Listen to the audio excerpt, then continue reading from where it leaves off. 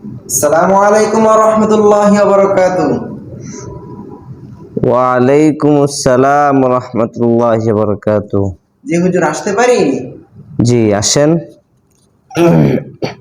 হুজুর কেমন আছেন? আলহামদুলিল্লাহ, ভালো আছেন? আলহামদুলিল্লাহ হুজুর, আপনাদের দোয়ায় আলহামদুলিল্লাহ আল্লাহ তাআলা ভালো রাখছেন। কি উদ্দেশ্যে আসছিলেন? হুজুর আমি তো আসছিলাম একটি দোয়া শিখার জন্য। দোয়া শিখবেন? জি কি বিষয়ে দোয়া জানতে চাইছেন? হুজুর, আপনি যদি আমাকে এমন একটি দোয়া শিখিয়ে দিতেন যে দোয়াটি করলে আল্লাহ তাআলা আমার মনের বাসনাগুলা পূর্ণ করে দিবেন। ও, আপনার মনে বাসনা পুরা করবে আল্লাহ তাআলা, আপনার মনের দোয়াগুলোকে কবুল করবেন, শুনবেন, এরকম একটা দোয়া জি জি জি জানতে চাইছিলেন। জি জি দোয়া তো অনেক আছে কিতাবের মধ্যে। তালা করি, কিছুক্ষণ আগে পড়ছিলাম একটা দোয়া।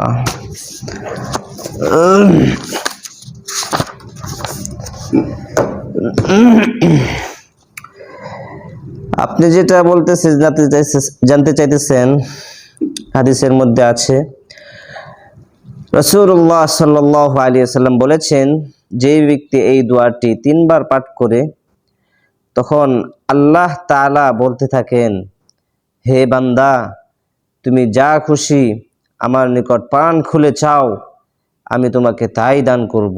সুবহানাল্লাহ। দোয়াটি হলো, ইয়া আরহামার রাহিমিন, ইয়া আরহামার রাহিমিন, ইয়া আরহামার রাহিমিন। যখন এই দোয়া করেন তখন এই দোয়াটি 3 বার পাঠ করে নেবেন, অথবা যত বেশি পাঠ করতে পারেন। এখানে 3 বারের কথা আসছে।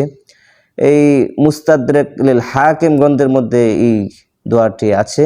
1996 নম্বর হাদিসে এই দোয়াটি বিদ্যমান আছে।